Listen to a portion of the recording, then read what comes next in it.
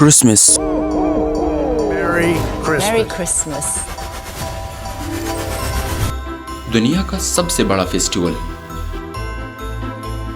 ये इतना बड़ा फेस्टिवल है कि मुसलमानों की ईदें 10 साल में जितना पैसा बनाती है उतना पैसा क्रिसमस के सिर्फ 1 साल में बनता है। लेकिन आखिर ये क्रिसमस बनाया क्यों जाता है? क्योंकि आज दुनिया के सबसे बड़े रिलीजन क्रिश्चियनिटी का ये मानना है कि इसी दिन, क्रिसमस के दिन ईसा अलैहिस्सलाम पैदा हुए थे। लेकिन अब क्वेश्चन ये है कि अगर इसी दिन 25 दिसंबर को ईसा अलैहिस्सलाम की बर्थडे है तो फिर मुसलमान क्यों नहीं मनाते इस दिन को? क्योंकि यहाँ पर एक बहुत बड़ी कंफ्यूजन है। आज से 2000 साल पहले फलस्तीन के एक छोटे से शहर में ईसा अलैहिस्सलाम पैदा हुए। ये वो ज़माना था जब फ़लस्तीन में यहूदियों की हुकूमत तो नहीं थी, लेकिन हुकूमत उस दौर के एक बहुत बड़े सुपर पावर रोमन एम्पायर की थी। जब रोमन एम्पायर अपनी ताकत के पीक पर था और यहाँ के बादशाह का नाम था सीजर ऑगस्टस, और ये रोमन एम्पायर का सबसे ताकतवर बादशाह था। और इसी ऑगस्टस के नाम पर साल के एक महीने का नाम भी रखा गया है। जैसे ही ऑगस्टस अपनी ताकत के पीक पर था, उसने वही गलती की जो हमेशा हर बादशाह इस पोजीशन पर पहुंचकर करता है। ऑगस्टस अपने आप को एक आम इंसान होने के बजाय एक खुदा, गॉड कहलवाने लगा और पूरे रोमन एम्पायर में लोगों से अपनी इबादत करवाने के लिए अपने नाम के टेम्पल्स बनवाए। अगर हिस्ट्री को देखा जाए तो जब कोई शख्स इस लेवल की ताकत पर पहुंचता है तो अल्लाह उसके गुरूर को तोड़ने के लिए बिल्कुल मूसा जैसा मिghty प्रॉफिट भेजता है। तो इसी सीजर ऑगस्टस के दौर में ईसा अलैहिस्सलाम पैदा हुए और ईसा अलैहिस्सलाम भी इसी रोमन एम्पायर के अंडर फ़लस्तीन में यहूदियों के साथ बड़े हुए। और ईसा अलैहिस्सलाम अपनी एज के नॉर्मल बच्चों से बहुत ही डिफरेंट थे। एक दिन ईसा अलैहिस्सलाम अपनी माँ मरियम के साथ बाजार घूमते घूमते कहीं गुम हो गए। लेकिन आखिर उनकी माँ उन्हें ढूंढते ढूंढते यहूदियों के एक टेंपल की तरफ गई, जहाँ पर उन्होंने देखा कि यंग ईसा अलैहिस्सलाम यहूदियों के बड़े बड़े स्कॉलर्स के साथ डिबेट कर रहे हैं।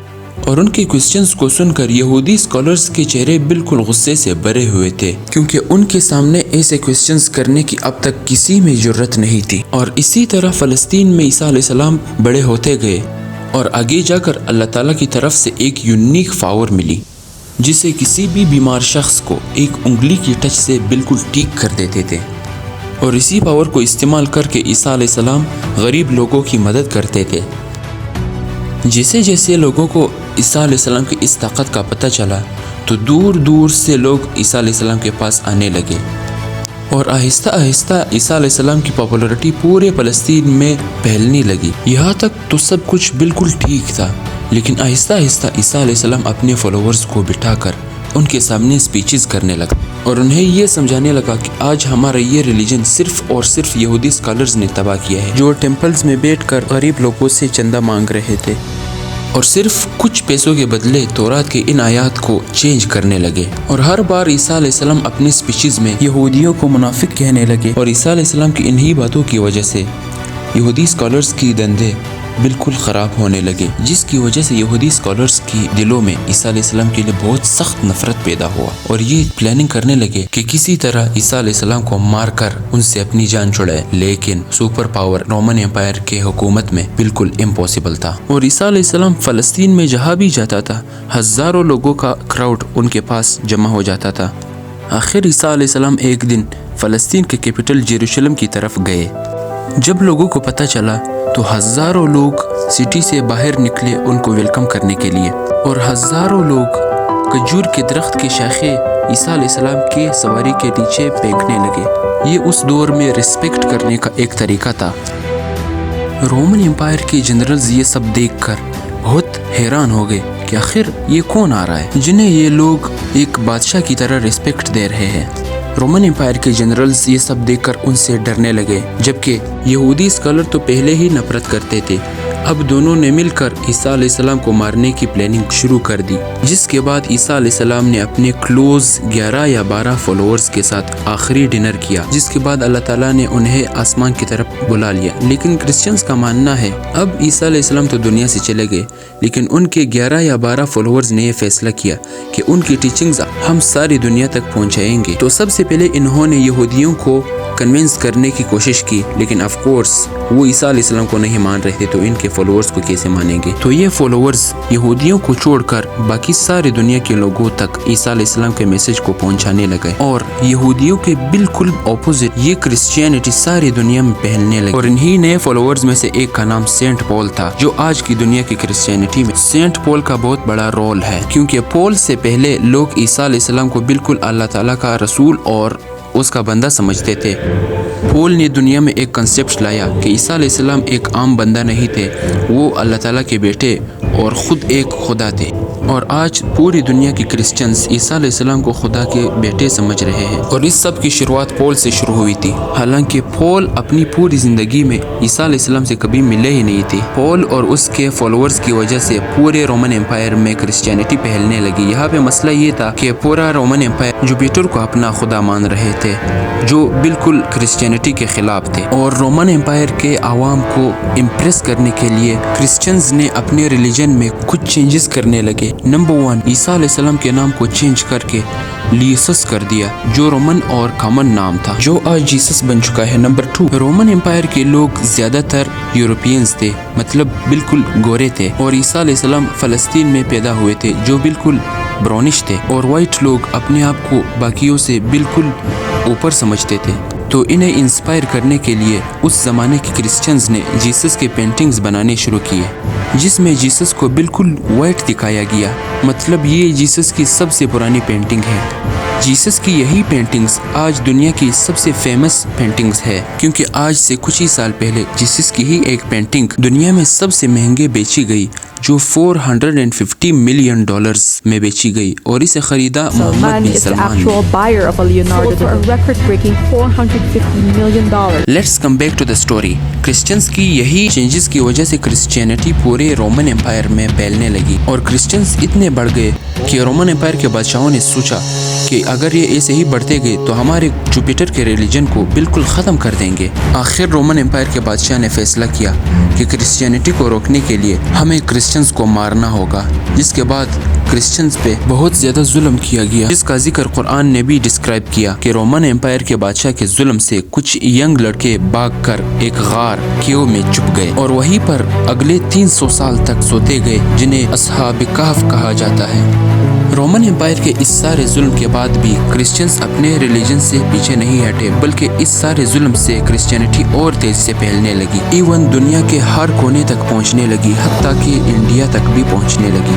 آخر عیسیٰ علیہ السلام کے 300 سال بعد کرسچینٹی اتنی پاورفل ہو گئی کہ رومن امپائر کے ایک بادشاہ کانسٹینٹین دی گریٹ نے اپنے ریلیجن کو چھوڑ کر کرسچینٹی میں کنورٹ ہو گئے۔ تو اب جب بادشاہ ہی کرسچن بن گئے تو اب سارے رومن امپائر کے حالات بدل گئے، اور جو ظلم کرسچنز پر کیے گئے تھے اس سے بھی زیادہ ظلم جوپیٹر کے فالوورز پر کیا جانے لگا، کیونکہ اس زمانے کا رول تھا کہ جو ریلیجن بادشاہ کا ہوگا وہ لوکل کمیٹی کا بھی ہوگا۔ تو اب رومن امپائر اپنے پرانے ریلیجن کو پورے دنیا سے ختم کرنے لگا، لیکن اب یہ کوئی آسان کام نہیں تھا، کیونکہ جوپیٹر کے ماننے والے لوگ اتنی آسانی سے اپنے ریلیجن کو چھوڑنے والے نہیں تھے۔ تو اب یہاں پر اگین رومن امپائر نے اپنے نئے ریلیجن کرسچینٹی کو بدلنے کی کوشش کی، اور اپنے پرانے اور نئے ریلیجن کو مکس کرنے لگے، اور یہی سے پہلی بار کرسمس کا کنسیپٹ آیا۔ جیسے کہ رومن امپائر کے پرانے ریلیجن میں ہر سال دسمبر میں اپنا سب سے بڑا فیسٹیول سیٹرنیلیا مناتے تھے، جس میں وہ اپنے خدا سیٹرن کی عبادت کرتے تھے، اور ان کے اس فیسٹیول میں ایک چیز سب سے امپورٹنٹ تھی، وہ ہے پائن ٹریز، کیونکہ دسمبر میں یورپ کی سردی کی وجہ سے سارے درخت بالکل سوکھ جاتے تھے، اور صرف پائن ٹریز اپنی جگہ پر مضبوطی سے کڑی رہتی تھی، جسے وہ بہت ہی ہولی چیز سمجھتے تھے، اور ہر فیسٹیول میں اسی درخت کے ایک شاخ کو اپنے گھر میں لا کر سجاتے تھے۔ تو اب رومن امپائر نے اپنی پوری سلطنت کو ایک ریلیجن میں جمع کرنے کے لیے اپنے پرانے ریلیجن سے فیسٹیولز اٹھائے، اور اس نئے ریلیجن سے جیسس کرائسٹ کو اور آپس میں ملا لیا۔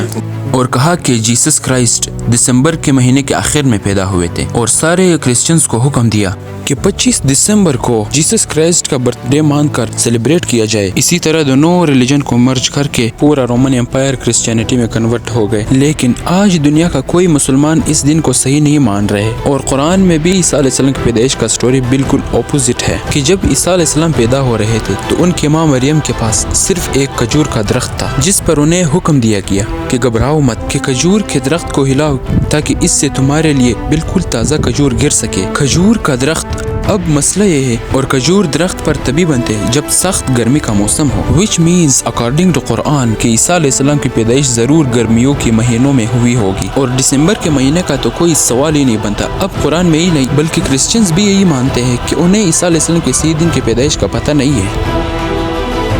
جو بھی ہو، اب پوری رومن امپائر کرسچینٹی میں کنورٹ ہو چکی تھی، اور جیسے ہی رومن امپائر کے لوگ کرسچنز بن گئے تھے، یہ وہی ٹائم تھا جب اللہ نے اصحاب کہف کو اپنی لمبی نیند سے اٹھایا، اور انہوں نے اٹھ کر ایک دوسرے سے پوچھا کہ ہم زیادہ سے زیادہ کتنے عرصے تک سوئے گئے ہوں گے؟ تو ان میں سے ایک نے کہا کہ 1 یا آدھا دن، اور جب وہ باہر نکلی تو انہیں پتا چلا کہ یہاں تو بالکل سب کچھ بدل چکا ہے۔ اس کے بعد کرسچینٹی دنیا کا سب سے بڑا ریلیجن بن گیا، اور آنے والے وقتوں میں Roman empire, British empire, Spanish empire کی وجہ سے آج تک کرسچینٹی دنیا کا سب سے بڑا ریلیجن بن چکا ہے۔ اور کرسمس دنیا کا سب سے بڑا فیسٹیول، جس میں پوری دنیا کے لوگ ہر سال $1 ٹریلین سے زیادہ پیسہ خرچ کرتے ہیں، جو ہر سال کے عید سے 10 گنا زیادہ پیسہ بنتا ہے۔ لیکن یہ ہمیشہ سے ایسا نہیں تھا۔ کرسمس پہلے کے زمانے میں صرف ایک چھوٹا سا فیسٹیول تھا، جس میں لوگ چرچ میں جمع ہو کے اللہ اور عیسیٰ علیہ السلام کو یاد کیا کرتے تھے۔ لیکن آہستہ آہستہ لوگ اس سب سے بور ہونے لگے، تو اب لوگوں کو دوبارہ کرسمس کی طرف اٹریکٹ کرنے کے لیے کچھ لوگوں نے کرسمس کے اس فیسٹیول میں نئی چیزیں ایڈ کرنے شروع کیے، جس میں میوزک، گانا،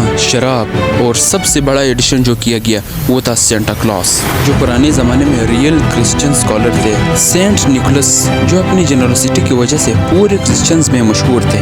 آج سے 150 سال پہلے جب سینٹا کلاس کو انٹروڈیوس کرا گیا تو وہ زیادہ تر گرین یا بلو کپڑے پہن کر بچوں کو گفٹس دیا کرتا تھا، اور آہستہ آہستہ کوکا کولا سینٹا کلاس کا اپنے ایڈز میں یوز کرنے لگے، اور اس کے کپڑوں کو گرین کلر سے بدل کر بالکل اپنی بوٹلز کی طرح ریڈ اور وائٹ دکھایا گیا۔ تو پچھلے 25 دسمبر کو دنیا کا سب سے بڑا فیسٹیول کرسمس، جو چائنا اور انڈیا میں بھی منایا گیا، جس پر پوری دنیا میں $1 ٹریلین سے بھی زیادہ کا بزنس ہوتا ہے۔